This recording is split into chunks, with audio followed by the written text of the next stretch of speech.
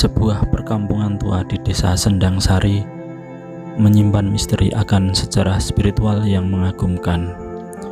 Petilasan Ki Ageng Mangir, cagar budaya yang sangat menarik.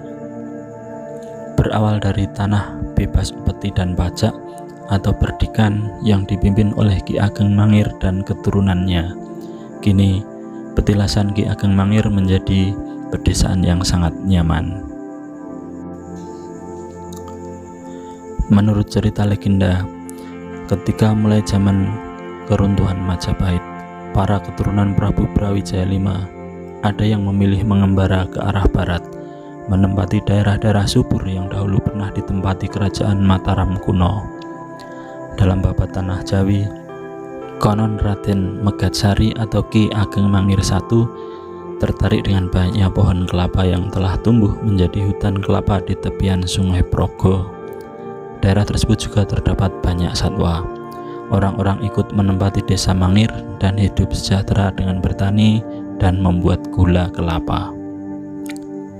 Setelah Ki Ageng Mangir I wafat, dusun Mangir dipimpin oleh Ki Ageng Mangir II atau Raden Wonoboyo.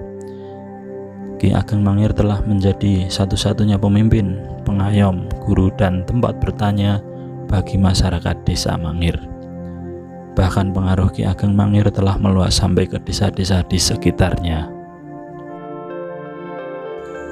Banyak versi kisah dari sepak terjang Ki Ageng Mangir. Salah satu yang sangat menarik adalah kisahnya dalam catatan Babat Mangir tentang permusuhan dan peperangannya melawan tentara Mataram karena perbedaan kepercayaan. Untuk menghadapi Ki Ageng Mangir IV atau Ki Ageng Mangir Wonoboyo III, Panembahan Senopati menggunakan strategi lain, yaitu strategi rantai emas. Alasan menggunakan taktik ini adalah bila menggunakan kekuatan militer harus secara besar-besaran, ini bisa menghabiskan keuangan Mataram. Kemudian akan jatuh korban cukup banyak karena Ki Ageng Mangir sangat kuat dan sulit ditumpas. Dari sisi psikologi, kalau menang tidak bikin terkenal, namun kalau kalah akan sangat memalukan. Istilah Jawa, menang ora kondang, kalah gawe wirang. Maka dipilihlah strategi rantai emas. Dalam istilah lain disebut strategi apus kromo. Diceritakan bahwa Dewi Pembayon, putri kesayangan Panembahan Senopati, telah bersedia menjadi duta menyelesaikan dan menundukkan Ki Ageng Mangir. Para kerabat Mataram telah mengetahui bahwa Ki Ageng Mangir Wonoboyo dan para kakeknya adalah kerabat Majapahit. Kisah demikian telah beredar semenjak Ki Ageng Pemanahan dan Sunan Kalijogo masih hidup. Kekerabatan itu menjadi putus karena jarak yang sangat jauh dan dipisahkan oleh gunung dan hutan, serta terputusnya kepentingan dan keyakinan hidup masing-masing. Konon rombongan kesenian yang berangkat menuju Mangir terdiri dari para punggawa terkemuka negeri Mataram. Adipati Martoloyo sebagai dalang Sandi Kuno siap memimpin misi rahasia itu, dibantu Ki Jaya Supanto sebagai penabuh, Ki Sandi Sasmito dan Ki Surodipo sebagai penggendang, tak perlu berganti nama. Sedangkan Dewi Pembayun yang menjadi waranggono sekaligus anak Ki Dalang dikawal oleh bupati wanita yang bernama Nyai Adiroso. Dikisahkan bahwa rombongan itu membawa peralatan gamelan, wayang, dan para wiyoga yang cukup banyak, dan perjalanannya telah sampai di Kademangan Mangir.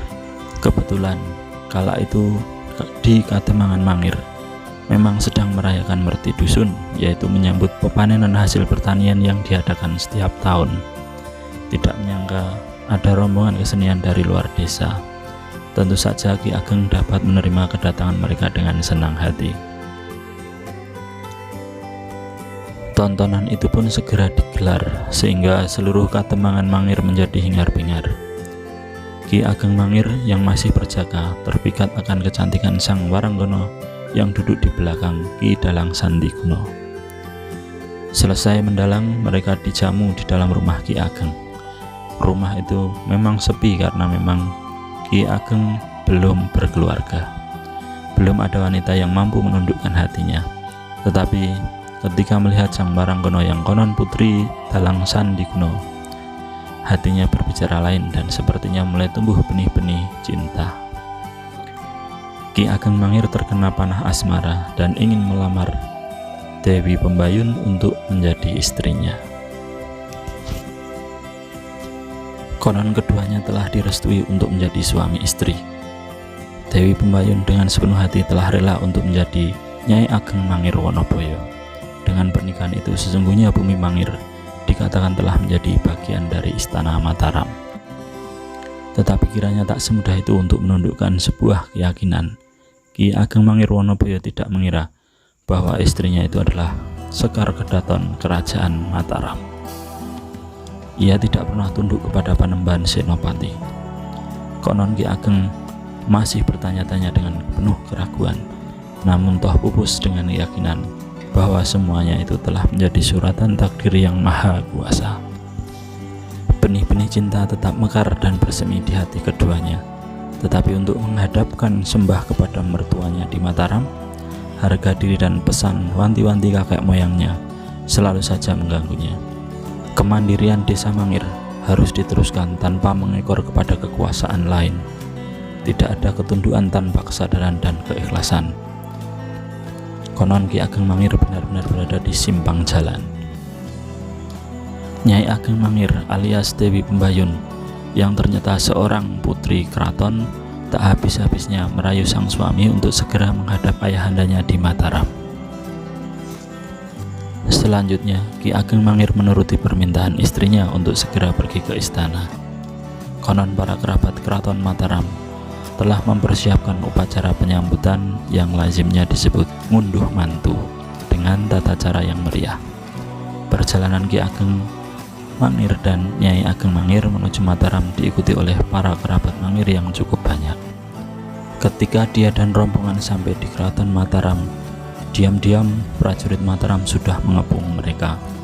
Sebetulnya pada saat keberangkatan Ki Ageng Mangir dan istri ke Mataram telah diiringi tangis dan air mata keluarga dan kerabatnya yang mencium gelagat yang kurang baik itu. Mereka memberi nasihat kepada Ki Ageng Mangir agar ekstra hati-hati sesampainya di Mataram. Telah menjadi kenyataan, setiba rombongan dari Mangir di luar keraton, mereka sudah dihadang oleh prajurit Mataram yang dipimpin oleh seorang tumenggung yang sebelumnya diam-diam ingin memperistri Dewi Pembayun. Menurut versi lain, kelompok pencegat Ki Ageng Mangir ini bergerak di luar perintah Panembahan Senopati. Ki Ageng Mangir yang berjiwa prajurit, terkenal ahli ilmu kanuragan dan punya ilmu kekebalan tubuh, memilih untuk melawan daripada menyerah pada prajurit liar yang berjumlah banyak tersebut. Terjadilah pertempuran yang tidak seimbang. Ki Ageng Mangir berhadapan dengan Tumenggung yang memimpin pertempuran bersama prajurit-prajuritnya. Walaupun akhirnya Tumenggung tersebut mati di tangan Ki Ageng Mangir, namun Ki Ageng Mangir pun luka parah. Dengan luka yang sangat parah, Ki Ageng Mangir sempoyongan berjalan menuju istana dan menjatuhkan diri di kaki sang mertua, yaitu Panembahan Senopati, dan Ki Ageng Mangir meninggal setelah menghaturkan sembah. Sang istri Ki Ageng Mangir yang bernama Dewi Pembayun pun menjadi janda. Ia hidup sebagai putri Triman yang hidup di luar tembok keraton, sekaligus untuk menghilangkan kepedihan hati atas kematian suami tercinta. Demikianlah salah satu versi kisah Ki Ageng Mangir Wonoboyo yang bisa saya sampaikan. Kurang lebihnya saya mohon maaf yang sebesar-besarnya. Terima kasih telah tonton video saya sampai selesai. Sampai jumpa.